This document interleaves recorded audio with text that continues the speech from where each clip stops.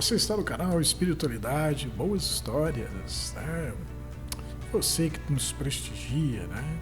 Fica aqui o nosso abraço, o nosso agradecimento, né? Você que está chegando aí, viu alguma boa história, curtiu? Né? Deixa o seu like, né? Inscreva-se no nosso canal.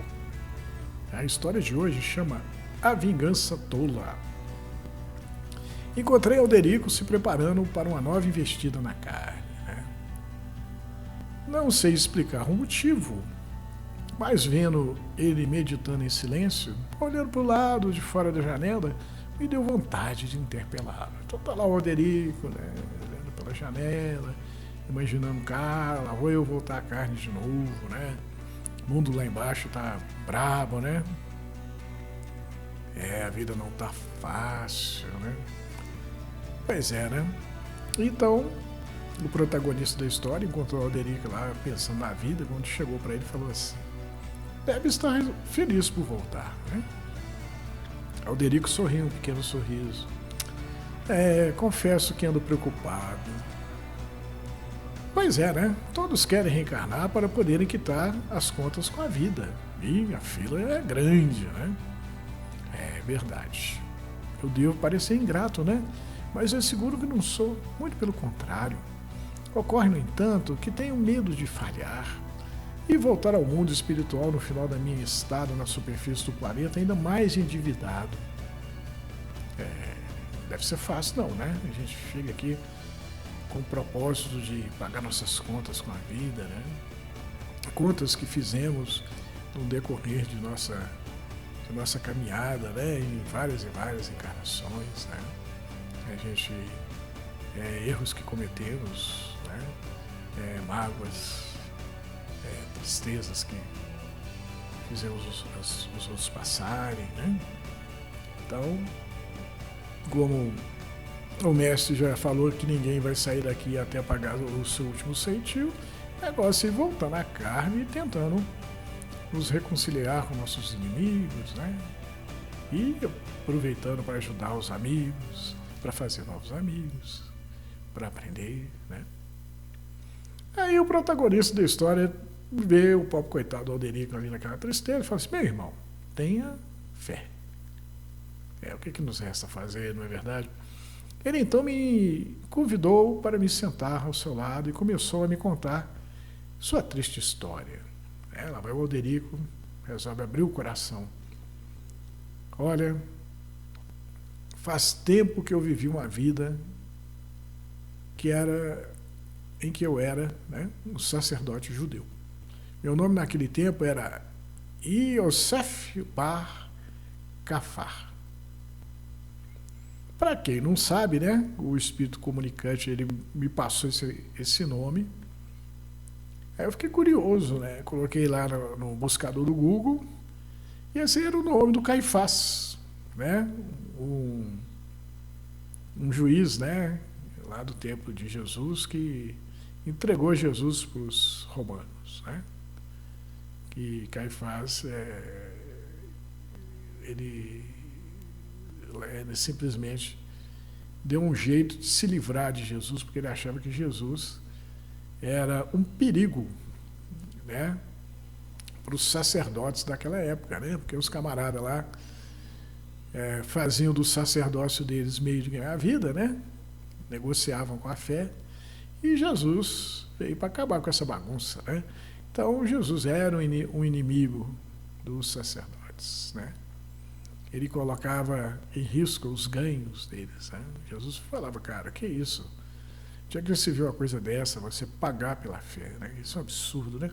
Aliás, a única turma com quem Jesus se dispôs abertamente foi quanto os fariseus, né? Ele diz que os fariseus eram hipócritas, túmulos caiados, né? Fora aquela beleza, por dentro podridão, né? E que a gente não fizesse que nem eles, né? Mas fizesse o que eles falavam para a gente fazer, mas jamais o que eles faziam, né? Hipócritas. Faziam o contrário do que diziam, né? Bom, os olhos de Alderico, então o protagonista estava conversando com o próprio Caifás, né? Os olhos de Alderico pareciam enxergar o passado. me trouxeram um homem para que eu decidisse sobre o que fazer com ele. Aí no homem o caso era Jesus, né?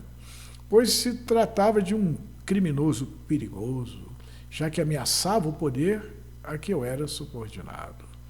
Devia julgá-lo usando de justiça, mas preferi utilizar a conveniência e o entreguei aos lobos, que o devoraram. Aos romanos, né? Uma lágrima correu pelo rosto de Alderico, que se viu obrigado a enxugá-la. Pois é, né? Pensei que, como havia me livrado do infeliz, as coisas voltariam ao que eram. No entanto, sua doutrina havia corrompido a alma do meu povo, conquistado assim muitos simpatizantes, e me vi obrigado a combatê-los pelo resto de minha vida, né, os cristãos. Nas reencarnações vindouras, continuei combatendo o mesmo inimigo, tomado pelo desejo de vingar-me dele, pois havia falhado em matá-lo. Olha só que vingança interessante, né?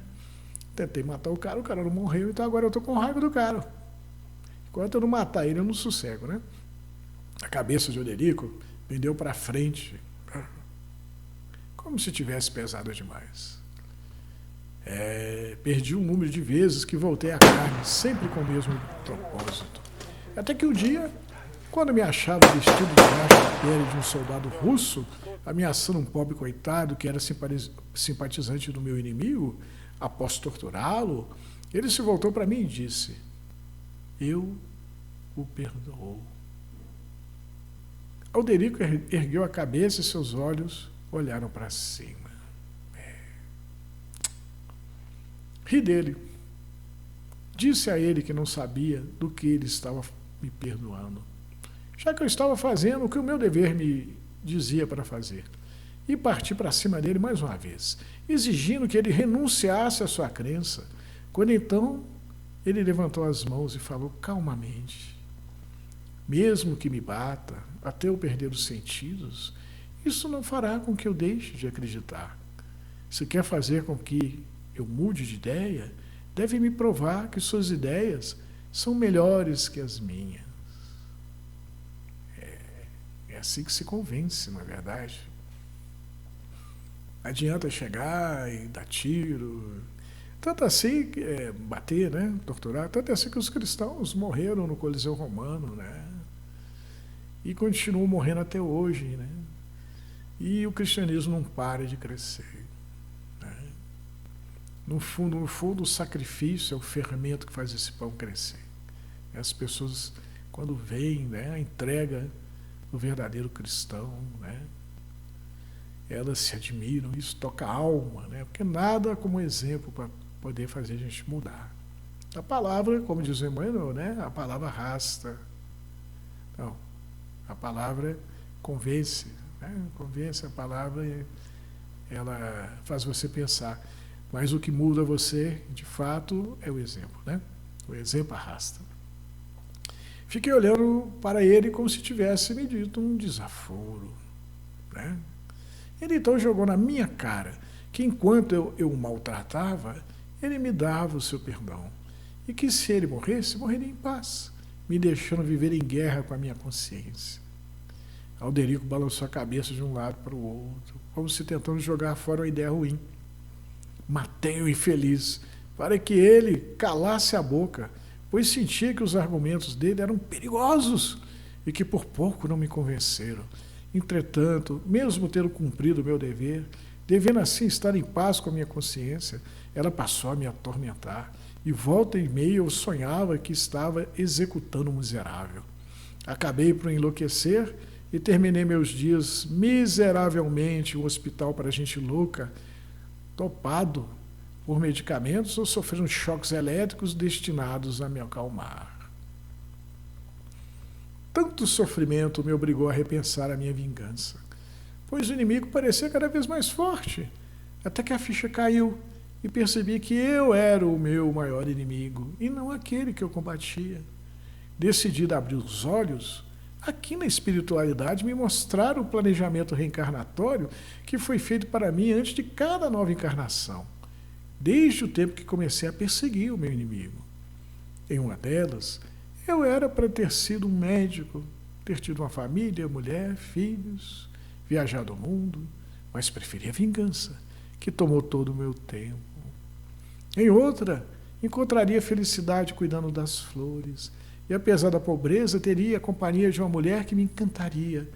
Mas a vingança é ciumenta e tomou o lugar daquela que estava destinada a ser minha companheira. E fez de mim um perseguidor daqueles que seguiam o meu inimigo, me roubando a oportunidade de ser um jardineiro feliz. Poderia ter tido muitas coisas, ter feito muito bem, aprendido, ensinado, crescido moralmente, mas permanecer estagnado por 20 séculos, cego para as belezas da vida, focado numa vingança vã. Foram muitas as experiências preparadas pela espiritualidade para que viesse a adquirir a virtude que fará com que eu me torne digno de viver entre os virtuosos. No entanto, desperdicei todas elas, preferindo a companhia dos odiosos e maus. Não foi fácil ouvir o desabafo do Alderico, não, gente. Que é aquilo? Que coisa pesada. Ainda mais porque eu não teria como garantir a ele que da próxima vez daria certo. Pois fazia tempo que ele vivia de mãos dadas com a vingança. Ela se tornara o móvel de sua existência. E eu duvidava que ela o abandonaria assim, sem mais nem menos. Contudo, eu não poderia desanimar. Eu estava ali ao lado dele. Era porque Deus queria assim. Se eu estava ali ao lado dele, né, era porque Deus queria assim. E Deus confiava em mim para injetar em Alderico uma dose de confiança em Deus. Peça ao Pai, Alderico, que amor, que lhe dê a força que precisa para dar um primeiro passo. E uma vez que tomar consciência que pode sair do lugar, o passo seguinte será mais fácil. Deitado na minha cama, fiquei pensando no Alderico, enquanto olhava as estrelas pela janela. Agradeci a Deus por não ter o coração tão duro quanto o dele e ter tido a humildade de perdoar e de pedir perdão quando necessário, ficando assim livre para caminhar. No dia seguinte, quando nos encontramos, Alderico estava todo sorridente. Que felicidade é essa, meu amigo? Sonhei com meu inimigo. No sonho, eu pedi perdão a ele. Ele me perdoou e nos abraçamos como dois velhos amigos. O inimigo era Jesus, né? Que maravilha, Alderico! Alderico olhou então bem nos meus olhos e concluiu. Ele também me disse que quem não sabe perdoar e pedir perdão nunca vai conhecer a felicidade. E agora eu sei disso, porque acabo de ser apresentada a ela. A felicidade, né? Animado, Alderico se entregou à vontade do Pai Celestial sem medo e com o coração repleto de satisfação, pois ele sabia que sua próxima encarnação seria cheia da vida que faltou nos 2000 anos de encarnações anteriores. E aí, gostaram da história? Que bela história, não é? A história do Caifás, né? Os bons espíritos, eles sempre pegam esse personagem, né? Que lutava para manter o status quo, as coisas como estavam na época dele, né? Lutava para manter o poder dos sacerdotes, né? Dos fariseus, os doutores da lei, né? O cara era o doutor da lei, né? Mas ele negociava com a religião, né? O povo acreditava que Deus ouvia os doutores da lei, né? E aí o doutor da lei cobrava. Me dá dinheiro que eu vou falar por você a Deus, né? Toma aqui 10 contos, viu? Aí você pede para Deus por mim, peço. Mas o seu negócio está meio bravo, só 10 contos tá pouco, né? Bota aí mais 10, mais 20, mais 30. Então, a fé havia virado um negócio, né? Tem uma passagem interessante na Bíblia que fala que Jesus chegou, né, no lugar sagrado e o pessoal estava negociando lá. E aí ele virou as mesas, deu chicotada no povo, né? Na verdade, a gente não acredita nisso não, né? Jesus perdeu a paciência com a galera a ponto de apelar para a violência é um tanto quanto absurdo, né? Eu já ouvi dizer, né, de conta, que na verdade foi Mateus, né, o apóstolo, que fez isso aí. Mas na hora de escrever, né, o evangelho dele, ele pensou, cara, se eu colocar o meu nome aqui, né, as pessoas não vão levar fé, né? Então eu vou usar o nome de Jesus. Boa essa, né? Quer dizer, tinha treta até entre os apóstolos, né? Eu não sei se é verdade, mas a história é boa, né? Como aqui é um canal de boas histórias. Eu imagino, né? Quantos espíritos, né?